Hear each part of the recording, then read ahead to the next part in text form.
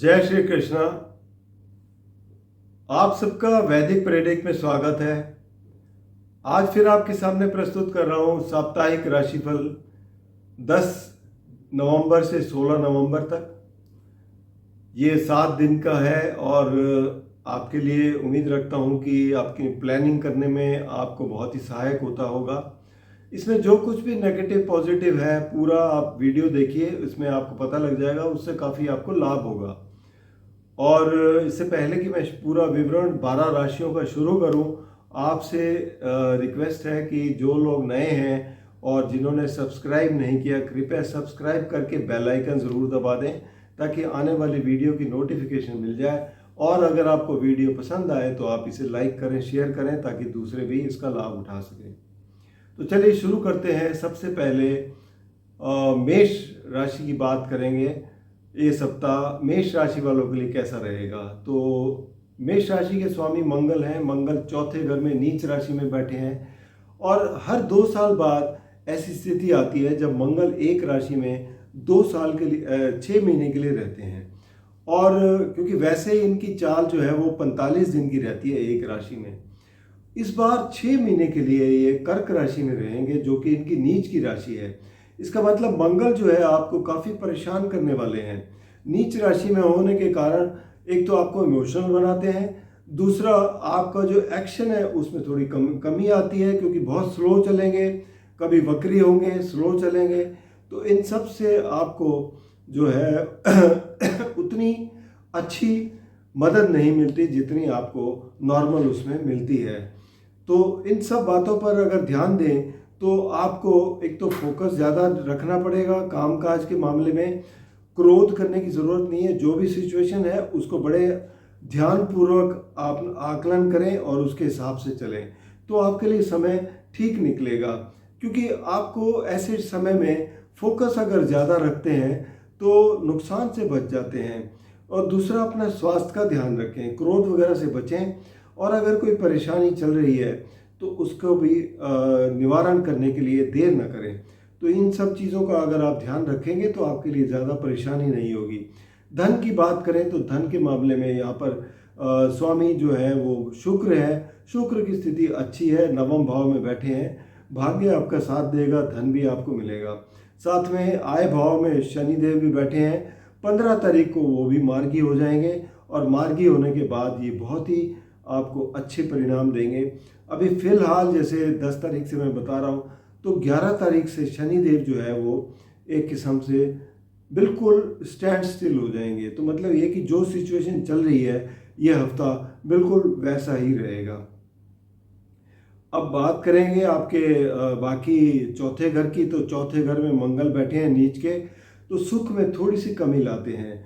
माता की सेहत का ध्यान रखें। बच्चे जो स्कूल पढ़ते हैं उन्हें थोड़ा अधिक मेहनत करने की ज़रूरत है और घर पर शांति बनाए रखें, बस यही कहूँगा। पंचम भाव जो है सोच का है आपका। सूर्य देव यहाँ के स्वामी हैं। सूर्य नीच राशि में सप्तम भाव में बैठे हैं। हालांकि 16 तारीख सप्ताह के अंत में ये 8वें घर में जाएंगे, लेकिन फिर भी नीच राशि के हैं, सप्तम भाव में हैं, तो पार्टनरशिप में भी आपको थोड़ा ज़्यादा ध्यान देने की ज़रूरत है। कहीं वाद विवाद से बचने की ज़रूरत है। पति पत्नी के रिश्तों में भी आप वाद विवाद से बचें। तो ओवरऑल स्थिति जो है ये है मेष राशि की। अब बात करेंगे वृषभ राशि की। तो वृषभ राशि के स्वामी शुक्र हैं। शुक्र जो है वो इसमें बैठे हुए हैं 8वें घर में गुरु की राशि में, और गुरु जो है वो वृषभ राशि में बैठे हैं। तो दोनों के अंदर एक परिवर्तन योग है, लेकिन ये परिवर्तन योग जो है वो 1 और 8 के बीच में है, जो कि अच्छा नहीं गिना जाता। तो इससे आपको एक तो स्वास्थ्य का ध्यान रखना है, अपनी वैल्यूएबल चीज़ें बड़े ध्यानपूर्वक रखें कि उसमें कोई नुकसान की स्थिति ना बने। और साथ में कोई कोर्ट कचहरी का केस है उसको बड़े ही अपने तरीके से, जैसे उसमें लापरवाही बिल्कुल भी ना करें और अपने स्वास्थ्य का ध्यान रखें, बस इतना ही कहूँगा। इसके अलावा जहाँ तक धन की बात है, धन भाव के स्वामी बुध हैं और बुध वृश्चिक राशि में बैठे हुए हैं 7वें घर में। तो 7वें घर में वृश्चिक राशि में जब बैठे हैं बुध, तो यहाँ पर क्योंकि लंबे समय तक बैठेंगे, इसलिए बुध की स्थिति यहाँ पर ठीक ठाक है, कोई दिक्कत नहीं है। पार्टनरशिप वगैरह के रिश्ते आपके लिए ठीक ठाक चलेंगे। 5वें घर के स्वामी हैं, कोई प्रेम प्रसंग भी है तो उसमें भी आपको काफ़ी सहायता मिलेगी। और धन में भी वृद्धि होगी, क्योंकि बिजनेस से धन बढ़ता हुआ दिखाई दे रहा है। नई नई चीज़ें आप ऐड करेंगे, उससे आपको अच्छा लाभ मिलेगा। बाकी तीसरे घर में मंगल बैठे हैं जो कि नीच राशि के हैं। तीसरा घर पराक्रम का होता है और पराक्रम में कहीं कमी दिखाई देगी, तो इस बात का थोड़ा सा आपको ध्यान रखना पड़ेगा। हालांकि स्वामी चंद्र है और चंद्र अपना गोचर शुरू कर रहे हैं 11वें घर से, तो पहले 2 दिन तो अच्छे हैं, उसके बाद 2 दिन बाद ये 12वें घर में आएंगे। 12वें घर में थोड़ा इनकी स्थिति कमज़ोर हो जाएगी, खर्चे करवाएंगे ज़्यादा। उसके बाद ये जब गुरु के साथ आएंगे वृषभ राशि में, तो यहाँ पर ऊंच के होंगे तो आपको और अच्छे परिणाम देंगे। तो ओवरऑल स्थिति कुछ तीसरे घर की मिली जुली रहेगी। चौथा घर सुख स्थान है, यहाँ के मालिक हैं सूर्य बैठे हुए हैं आपके तुला राशि में। तो तुला राशि छठा घर है, तो छठे घर में सूर्य की स्थिति अच्छी ही कही जाती है, चाहे नीच के बैठे हो, लेकिन फिर भी थोड़ा बहुत आपको अपनी स्वास्थ्य का ध्यान रखने की ज़रूरत है और अपने दुश्मनों पर थोड़ा नज़र बनाए रखने की ज़रूरत है। बाकी ओवरऑल स्थिति आपकी अच्छी है। कार्यक्षेत्र की बात करें तो कार्यक्षेत्र के स्वामी जो हैं वो हैं आपके शनिदेव यहीं पर बैठे हुए हैं। तो यहाँ पर क्योंकि 15 तारीख को मार्गी भी हो रहे हैं और यहाँ कार्यक्षेत्र में अच्छी पोजीशन है आपकी, इसमें कोई कमी नहीं है। ओवरऑल स्थिति देखा जाए तो वृषभ राशि वालों के लिए थोड़ा ये सप्ताह सतर्क होकर चलने की ज़रूरत है, थोड़ा ज़्यादा फोकस देने की ज़रूरत है ताकि कोई नुकसान की स्थिति ना बने। इसके अलावा बात करेंगे मिथुन राशि। मिथुन राशि के स्वामी बुध हैं। बुध वृश्चिक राशि में बैठे हुए हैं जो कि आपका छठा घर है। छठे घर एक मित्र राशि तो नहीं है, तो यहाँ पर स्थिति उतनी अच्छी तो नहीं कही जाएगी। थोड़ा बहुत आपको स्वास्थ्य का ध्यान देने का है और दुश्मनों पर भी अपना ध्यान दें ताकि उनसे कोई परेशानी ना हो। बाकी ये चौथे घर के भी स्वामी हैं, सुख स्थान के मालिक हैं, तो यहाँ पर आप प्रॉपर्टी के मामलों में हैं तो उसमें थोड़ा ध्यानपूर्वक चलें। लोन वगैरह लेने की ज़रूरत पड़ती है तो आप अपनी कैपेसिटी को देख के लोन वगैरह ले सकते हैं, तो इस वजह से ये स्थिति बनती है आपकी। इसके अलावा बात करें अगर तो धन की, तो धन भाव के स्वामी हैं चंद्र, और चंद्र जो है अपना गोचर शुरू कर रहे हैं नवम भाव से, तो नवम भाव में स्थिति अच्छी रहेगी। नवम दशम 11, तो इसका मतलब पूरा हफ्ता चंद्र की स्थिति अच्छी है, तो धन आपके लिए काफ़ी अच्छा रहेगा, धन की स्थिति अच्छी रहेगी। तीसरा घर जो कि सूर्य के घर है और पराक्रम स्थान के मालिक हैं, सूर्य जो है वो चौथे घर में बैठे हैं सॉरी पंचम भाव में बैठे हैं। पंचम भाव बेसिकली आपका विवेक का है, लेकिन यहाँ पर सूर्य नीच के बैठे हैं, तो इस वजह से कहीं ना कहीं मानसिक तनाव बना रह सकता है, इससे आपको बचने की ज़रूरत है। पार्टनरशिप की बात करें तो यहाँ पर स्थिति जो है वो गुरु स्वामी है, गुरु बैठे हुए हैं आपके वृषभ राशि में जो कि आपका 12वां घर है। तो यहाँ आपको पार्टनरशिप के मामलों में कोई खर्चे आ सकते हैं, उससे निपटने की ज़रूरत है। दूसरा कोई भी वाद विवाद या कोई ऐसी चीज़ बनती है तो उससे बचने की ज़रूरत है। जहाँ तक कार्यक्षेत्र की बात है तो कार्यक्षेत्र के स्वामी जो हैं वो आपके गुरु हैं और गुरु 12वें घर में बैठे हैं, तो ये बताते हैं 12वें घर में कि कार्यक्षेत्र में कोई भी बदलाव आता है उसे बड़े ध्यानपूर्वक देखें और उसको पॉजिटिवली लें और उसमें परेशान ना हो, क्योंकि बदलाव तो दिखाई दे रहा है, तो उस बदलाव को अगर पॉजिटिव वे में लेंगे तो आपके लिए सामान्य स्थिति हो जाएगी, परेशानियां कम हो जाएंगी, तो ये स्थिति आपके लिए बनती है। इसके बाद बात करेंगे कर्क राशि वालों के लिए। कर्क राशि वालों के लिए स्वामी चंद्र हैं। चंद्र का गोचर 8वें घर से शुरू हो रहा है शनि देव के साथ, तो पहले 2 दिन थोड़ा सा परेशानी है। उसके बाद ये नवम भाव में आएंगे तो फिर स्थिति नॉर्मल हो जाएगी। वैसे देखा जाए तो आपकी शनि की ढैया भी चल रही है, लेकिन शनि के जब मार्गी हो जाएंगे 15 तारीख से, तो शनि आपको अब जो है जाते हुए अच्छे परिणाम देते हुए जाएंगे। और इसके अलावा गुरु ग्रह जो है वो आपके 11वें घर में बैठे हैं, वो एक बहुत अच्छा लाभ दे रहे हैं आपको। तो आपके लिए अभी जो पिछली परेशानियां जो चल रही थी वो 15 तारीख से दूर होती हुई दिखाई देती हैं, और आपको धन का भी लाभ होता हुआ दिखाई दे रहा है। हालांकि धन भाव के स्वामी सूर्य हैं, जो कि आपके चौथे घर में बैठे हैं। चौथा घर नीच का है, तो सूर्य यहाँ पर आपके सुख में थोड़ी सी परेशानी लाएंगे, तो आपको यहाँ पर ध्यान देना है।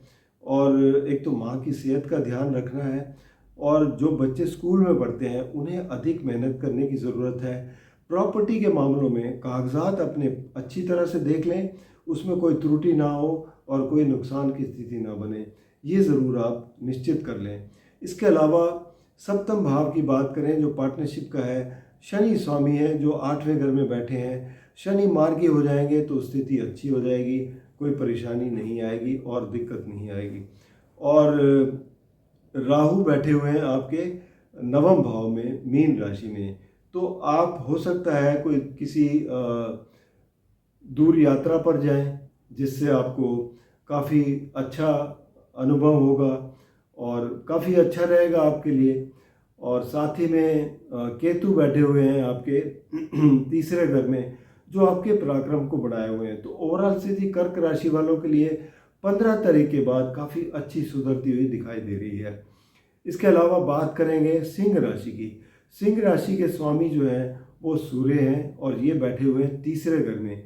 अब 3रा घर पराक्रम का है, सूर्य की स्थिति 3रे घर में अच्छी रहती है, लेकिन नीच राशि में है। नीच राशि में होने का मतलब ये है कि आपकी जो स्थिति है, जो काम करेंगे उसमें आपकी पूरा ध्यान नहीं रहेगा। अगर आप पूरा ध्यान देते हैं तो आप अच्छे काम कर पाएंगे, वरना उसमें कहीं ना कहीं कमी रह सकती है। इस चीज़ का ध्यान रखें। भाई बहनों के साथ संबंध में भी जो है वो आप उसका ख्याल रखें। चौथे घर की बात करें अगर, तो चौथे घर के स्वामी जो है वो है आपके मंगल। मंगल जो है वो नीच राशि में 12वें घर में बैठे हैं। तो यहाँ पर चौथे घर से कोई भी अगर प्रॉपर्टी का नुकसान होता है तो मंगल यही स्थिति बता रहे हैं। दूसरा ये भी बता सकते हैं कि आप घर से हो सकता है बाहर जाएं कहीं कामकाज के सिलसिले में, या कोई भी ऐसा सिलसिला हो जो आपको लंबी यात्रा करनी पड़े, ऐसी स्थिति दिखाई देती है। पंचम भाव के स्वामी गुरु हैं, और गुरु जो है वो बैठे हुए हैं 10वें भाव में। तो ये आपके लिए स्थिति काफ़ी अच्छी है, जो आपको धन में वृद्धि दे रही है। कार्य क्षेत्र में भी समय आपके लिए बहुत अच्छा है। और 7वें भाव में शनिदेव बैठे हैं। शनिदेव 15 तारीख को मार्गी हो रहे हैं। तो मार्गी होने के बाद आपके लिए जो थोड़ी बहुत भी परेशानियां या पार्टनरशिप में वाद विवाद चल रहा था वो समाप्त होता हुआ दिखाई देगा, और उसके बाद स्थिति आपके लिए नॉर्मल होती हुई नजर आएगी। तो ये था सिंह राशि वालों का राशिफल। अब बात करेंगे कन्या राशि वालों के लिए।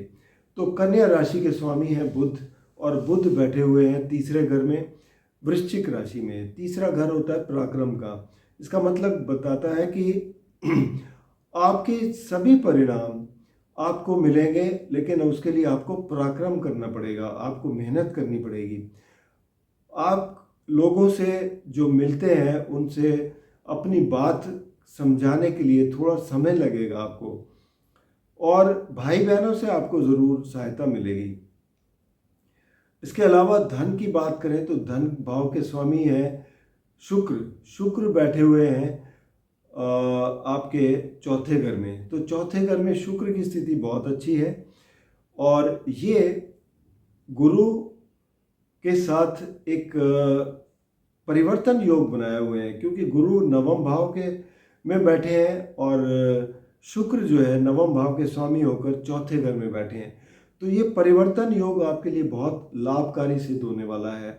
ये प्रॉपर्टी में भी आपको लाभ देगा, आपका भाग्य भी चमकेगा और आपके और भी जो काम हैं वो बहुत ही आसानी से निकलते हुए नजर आएंगे।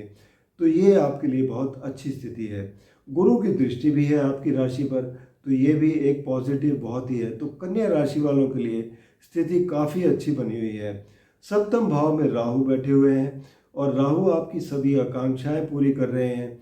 लेकिन बस इतना ही रखिएगा ध्यान कि आप जो भी कदम लें वो आपकी कैपेसिटी के अंदर हो, ओवर जैसे जाके अपने प्रोमिसेस ना करें। तो बाकी परिस्थितियां आपके फेवर में हैं। अब बात करेंगे तुला राशि की।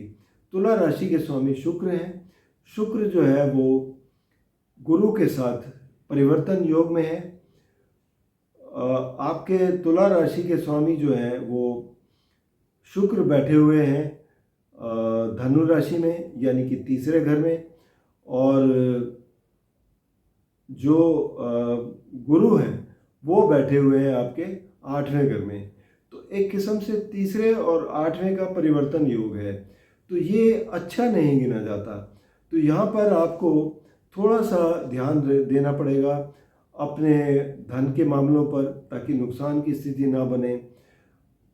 कोई वाद विवाद लड़ाई झगड़े से बच कर रहें और अपने काम पर फोकस रखें, तो आपके लिए स्थितियाँ अच्छी रहेंगी।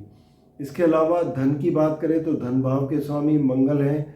मंगल जो है तुला राशि वालों के लिए वो बैठे हुए हैं दशम भाव में। दशम भाव में मंगल जो है एक किस्म से बली भी होते हैं, हालांकि नीच की राशि के हैं। तो बस आपको सिर्फ फोकस रख के चलना है, काम पर ध्यान देंगे तो कोई दिक्कत नहीं है, धन का भी लाभ होगा, इसमें कोई परेशानी नहीं है, बस इतना सही करना है काम।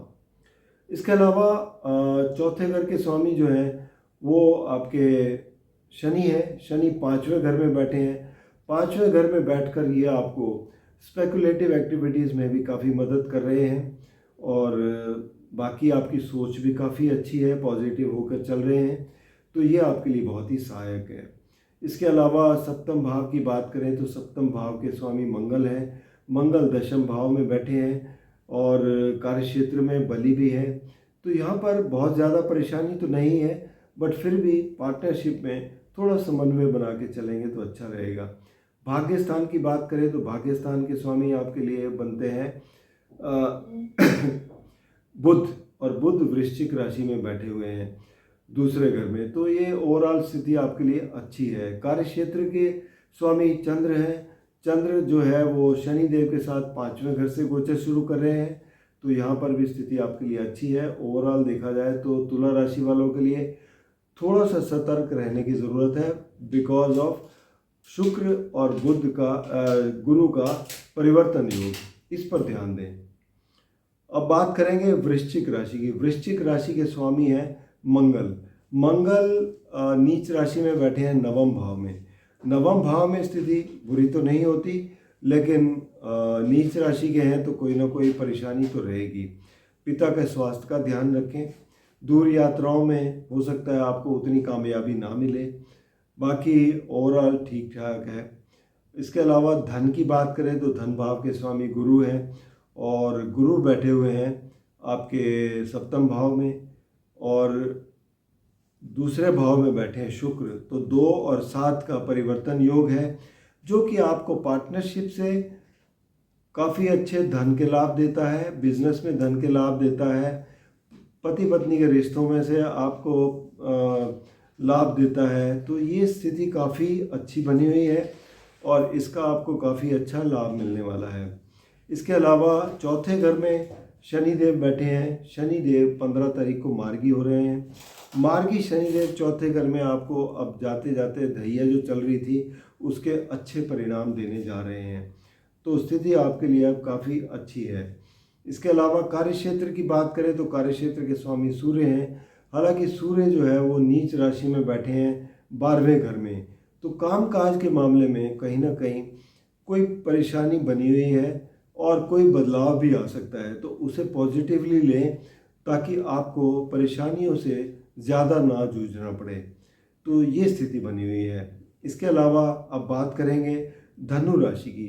तो धनु राशि के स्वामी गुरु हैं और यहाँ पर बैठे हुए हैं शुक्र, और साथ में गुरु जो है वो छठे घर में बैठे हैं। तो 1 और 6 का परिवर्तन योग है। तो 1 और 6 का परिवर्तन योग अच्छा नहीं कहा जाता। तो इसमें आपको एक तो अपने धन का ध्यान रखना है, स्वास्थ्य का ध्यान रखना है, और अपने दुश्मनों पर भी अपनी निगाह रखनी है ताकि आपको कोई नुकसान ना हो। इस बात से आपको बहुत ही संभल कर चलना पड़ेगा।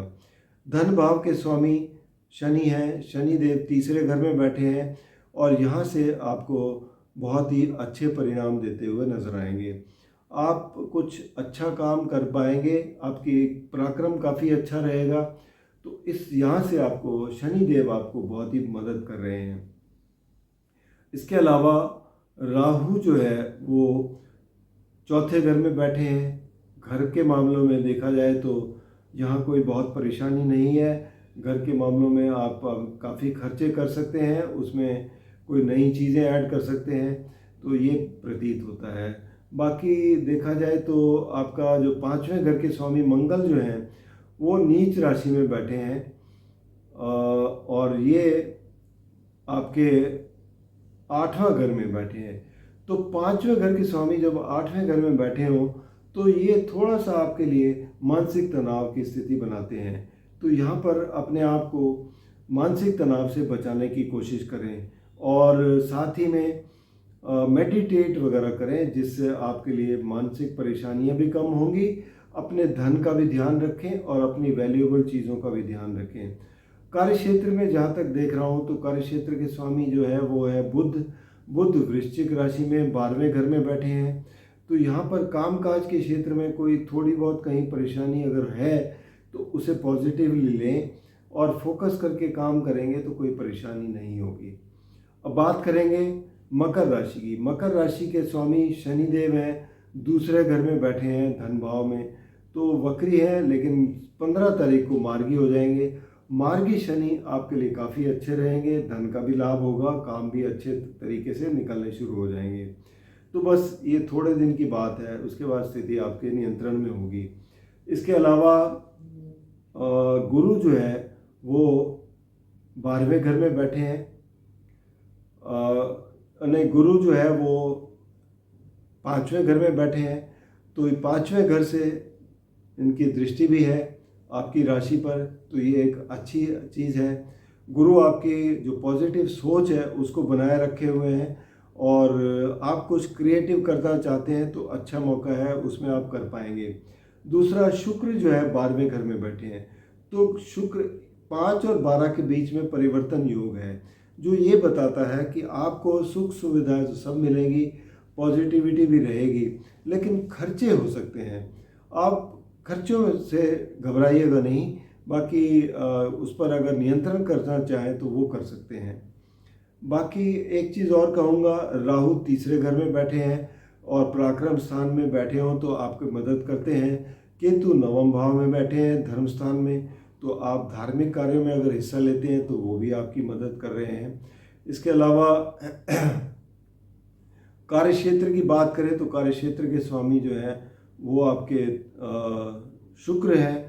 शुक्र 12वें घर में बैठे हैं, तो यहाँ पर भी यही बन रहा है। देखिए, हर एक राशि वालों के लिए कार्य क्षेत्र के स्वामी 12वें घर में नज़र आ रहे हैं, तो जो कि ये बताते हैं कि कार्य क्षेत्र में बहुत बड़े बदलाव आने वाले हैं। उसको पॉजिटिवली लें, हो सकता है आगे चलकर उससे आपको फ़ायदा ही हो। तो इन बातों का ज़रूर ध्यान रखें। अब बात करेंगे कुंभ राशि की। तो कुंभ राशि के स्वामी शनिदेव हैं। शनिदेव कुंभ राशि में ही बैठे हैं। 15 तारीख को मार्गी हो जाएंगे। तो मार्गी होते ही ये आपको काफ़ी अच्छे परिणाम देने लगेंगे। स्वास्थ्य से संबंधित जो भी परेशानियां थी वो भी दूर होती नजर आएंगी। तो ये एक स्थिति आपके लिए इस सप्ताह काफ़ी अच्छी बन रही है। इसके अलावा देखा जाए तो गुरु जो है चौथे घर में बैठे हैं और राहु आपके दूसरे घर में बैठे हैं। राहु दूसरे घर में धन के मामले में आपको काफ़ी आपकी आकांक्षाएं पूरी करते हैं, धन में वृद्धि करते हैं, लेकिन वाणी का भी घर है दूसरा। आप अपनी वाणी को थोड़ा सा कंट्रोल करें, ताकि राहु जो है आपसे काफ़ी कुछ ऐसा बुलवाते हैं जो आपके लिए पॉसिबल नहीं होता करना, ओवर प्रोमिसेस कर देते हैं। तो इन सब चीज़ों का आपको ध्यान रखकर चलना पड़ेगा। तो ये स्थिति बनी हुई है। चौथे घर में गुरु ठीक है, बहुत ज़्यादा अच्छे तो नहीं होते, लेकिन फिर भी इनकी दृष्टि जो है वो पड़ रही है 8वें घर में, दशम भाव में और 12वें घर में। तो यहाँ पर जो देखा जाए तो आप अगर कोई रिसर्च वगैरह में है तो वो मदद करेंगे, कार्य क्षेत्र में आपकी मदद करेंगे, 12वें घर में आपको मदद करेंगे, आपके जो अगर विदेश से जुड़े कोई काम है तो उसमें आपकी सहायता करेंगे। तो ये सब चीज़ें हैं। 5वें घर के स्वामी जो हैं वो बुध हैं। बुध बैठे हुए हैं वृश्चिक राशि में, जो कि आपका 10वां घर है। तो बुध की स्थिति अच्छी है, आपको कामकाज में भी स्थिति में काफ़ी फायदा मिलता है। और जहाँ तक कामकाज की बात करें तो कामकाज के स्वामी जो है वो मंगल है। मंगल बैठे हुए हैं कर्क राशि में, जो कि आपके छठा घर है। छठे घर में मंगल की स्थिति अच्छी होती है, लेकिन नीच राशि में है। तो नीच राशि में ये कर्जे में फंसा देते हैं। तो कर्जा सोच समझ कर लें, जितनी ज़रूरत हो उतना लें। तो इस बात का अगर ध्यान देंगे तो आपके लिए परेशानियां कम होंगी। बाकी अपने स्वास्थ्य का ध्यान रखें और साथ ही में अपने दुश्मनों पर भी नज़र रखें। इसके अलावा बात करेंगे मीन राशि की। मीन राशि के लिए गुरु स्वामी हैं और वो बैठे हुए हैं वृषभ राशि में, तीसरे घर में। और तीसरे घर में वैसे तो बहुत ज़्यादा स्ट्रांग पोजीशन नहीं होती है, लेकिन इनके जो एस्पेक्ट आ रहा है 7वें घर पर और 11वें घर पर, जो कि आपके बिजनेस को बढ़ाता है और आय को बढ़ाता है, आपकी पार्टनरशिप, आपके रिलेशनशिप को बढ़ाता है। तो उस हिसाब से देखा जाए तो काफ़ी अच्छा है। और साथ ही में गुरु और शुक्र का राशि परिवर्तन है, जो कि शुक्र बैठे हुए हैं आपके 10वें घर में और गुरु बैठे हुए हैं तीसरे घर में। तीसरे और 10वें का परिवर्तन है। ये परिवर्तन ये सजेस्ट करता है कि आप जितना फोकस करके मेहनत करके काम करेंगे उतना आपको फ़ायदा होगा। हालांकि बहुत वो तो नहीं कह सकते कि बहुत अच्छा है, लेकिन यही इसका मीनिंग है कि आप मेहनत करेंगे तो फल उसका अवश्य मिलेगा। बाकी राहु बैठे हुए हैं आपकी राशि पर, जो आपकी आकांक्षाएं पूरी करते हैं। और शनि देव 12वें घर में हैं, क्योंकि वो 12वें घर के कारक भी हैं। आपको एक किस्म से आध्यात्म की तरफ भी ले जाते हैं, आपके खर्चों पर भी नियंत्रण करते हैं, क्योंकि जहाँ भी शनि बैठे होते हैं उस घर में वो थोड़ी रिस्ट्रिक्शन ज़रूर करते हैं। तो एक किस्म से खर्चों पर नियंत्रण हो रहा है, तो ये भी अच्छी बात है। लेकिन इनकी दृष्टि तीसरी धन भाव पर भी है, जो कि ये भी बताती है कि खर्चे भी होंगे। तो एक किस्म से सिचुएशन बैलेंस हो जाती है। तो ओवरऑल देखा जाए तो मीन राशि वालों के लिए भी ये सप्ताह काफ़ी अच्छा है। बाकी व्यक्तिगत रूप में कोई भी समस्या है तो आप नीचे दिए गए नंबर पर संपर्क करें, या फिर vedicpredict@gmail.com पर लॉगिन करके अपनी बर्थ डिटेल्स दें और अपनी कुंडली का विश्लेषण करवा सकते हैं। धन्यवाद।